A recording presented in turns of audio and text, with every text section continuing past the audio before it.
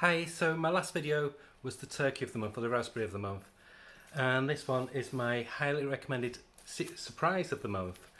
So it's Kill Your Darlings, that's issue 1. So it's not really the month, it's past 2 months, but I wasn't going to get this originally. And then issue 2. Wow, this is a pleasure, such a really nice presented comic.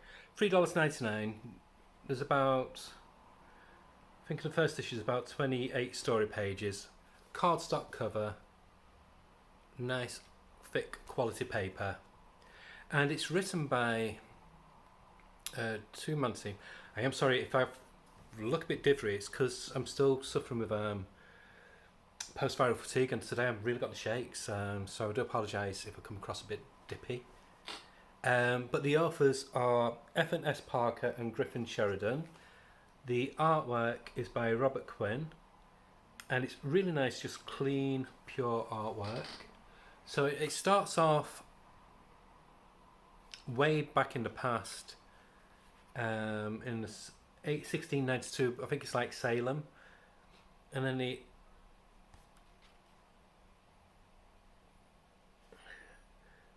then it jumps to this, well, it looks like a witch is being burnt, but then it jumps to this fantasy land. And I love how the art changes very subtly for each one. It's a good artist who can handle different story beats, different story tropes. And from that, it jumps to 1995, where it focuses on this young girl, and like Fantasyland is all in her head. She's play acting. It looks like her mum's having quite a few financial difficulties.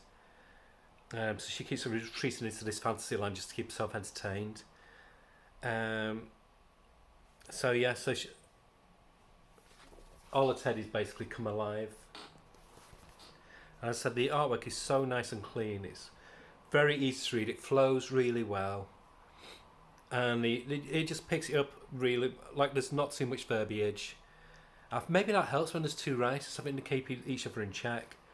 But I like her drawings factor quite a lot in the story, and that's her favourite teddy bear, who is the main character in a made-up fantasy world, and there he is as a teddy.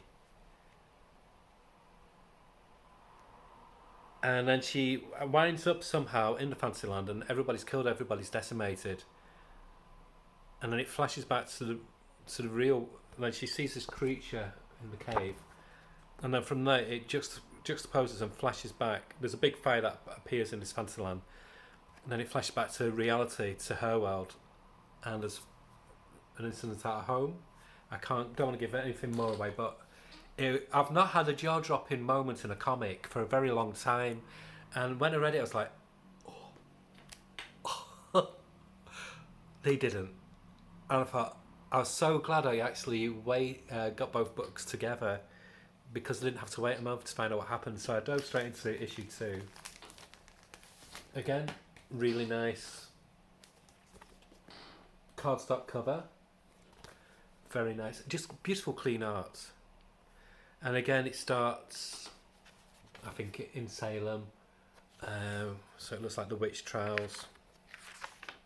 So obviously this is there's like 3 different plot threads from 3 different periods, and they're all going to come together to make a cohesive whole. So it goes back to what happened with the girl. Obviously she gets blamed for this incident that happens, and it moves a few years where she's in this home to 2003. And her childhood friend, she had a childhood friend who kind of stood by, and he still visits her in this home. He's like the one person who doesn't believe she did it. She did this incident happen because of her. He thought she was innocent because of it.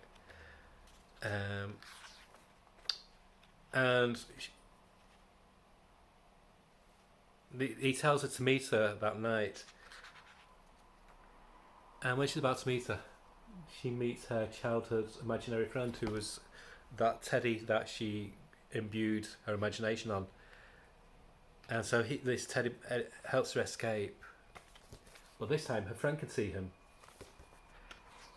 and I'll leave it there because I don't want to, so I've kind of like giving you a gist of the main story, but there's a lot of nuance and subtlety in it what I've not elaborated on. So it's kind of like got the magic realism of Neil Gaiman, a bit of Narnia feel to it, a bit of Stranger Things thrown in, a lot of pop culture references, a lot of literary, especially children's literary fantasy tropes thrown in, and it works itself. It was a breeze to read. I couldn't. I was going to do something, but I just stopped everything I was doing just to finish both issues.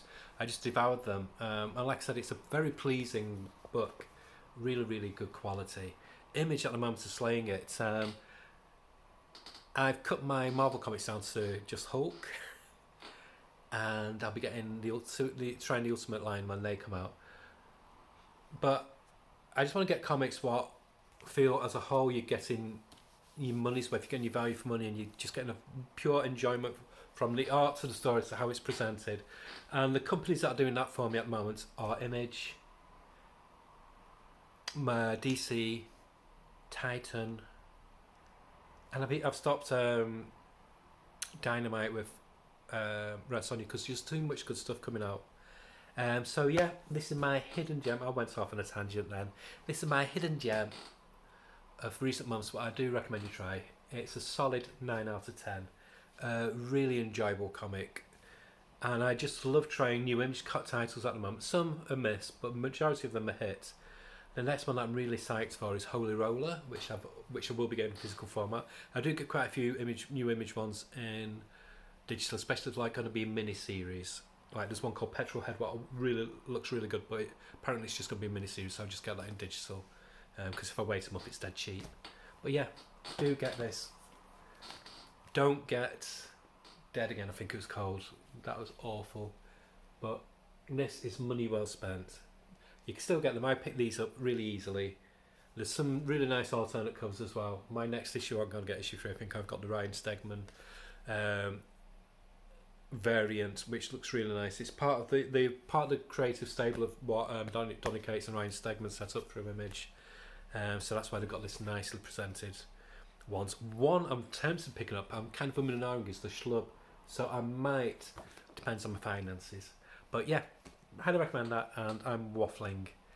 And as I said, I do apologise if I appeared a bit shaky, especially on the video with the turkey. My arm was going like that. I'm just still not right, but getting there. But anyway, you don't want to know that. Bye. Bye.